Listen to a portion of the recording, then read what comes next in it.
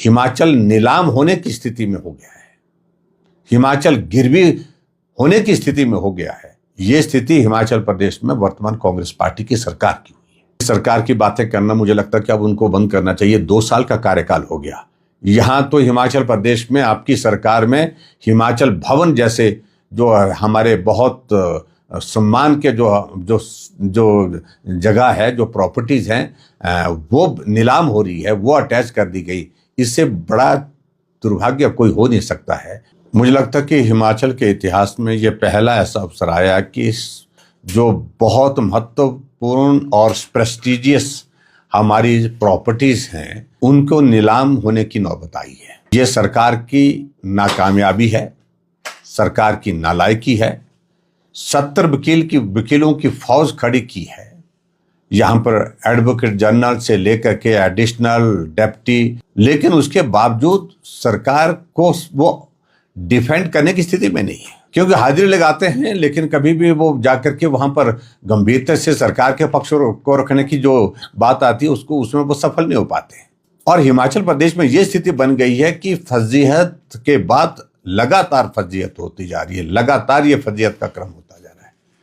कुछ फैसले ऐसे लिए जिसके कारण जगनसाई पूरे देश भर में हुई, और उसके अलावा जब ये कोर्ट का फैसला आया 13 जनवरी 2023 का फैसला, 64 करोड़ रुपए जो अपफ्रंट प्रीमियम को देने की बात उस कंपनी के लिए कही गई थी, जहां सरकार को आज वो पैसा लगभग 150 करोड़ के करीब पहुंचने वाला है। और सबसे बड़ी पीड़ा का विषय है कि हिमाचल प्रदेशियों का अगर कोई पहचान अगर दिल्ली में है, वो हिमाचल भवन है, जो मंडी हाउस में स्थित है। कोई भी हिमाचल वासी वहां जाता है, गर्व के साथ जाता है, अपना परिवार घर समझ करके जाता है, और वहां उसी को ही अगर नीलाम कर दिया तो इससे बड़ा दुर्भाग्य और कोई हो नहीं सकता है।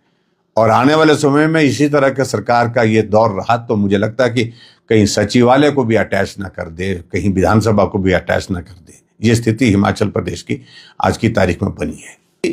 प्राथमिकता नहीं, एक तरफ से सीपीएस की कुर्सी बचाने के लिए, उसके लिए तो वकील जहाज में भी आए दिल्ली से, उसके लिए तो वकील दिल्ली से आए जो जिन पर करोड़ों रुपए खर्च कर दिया गया।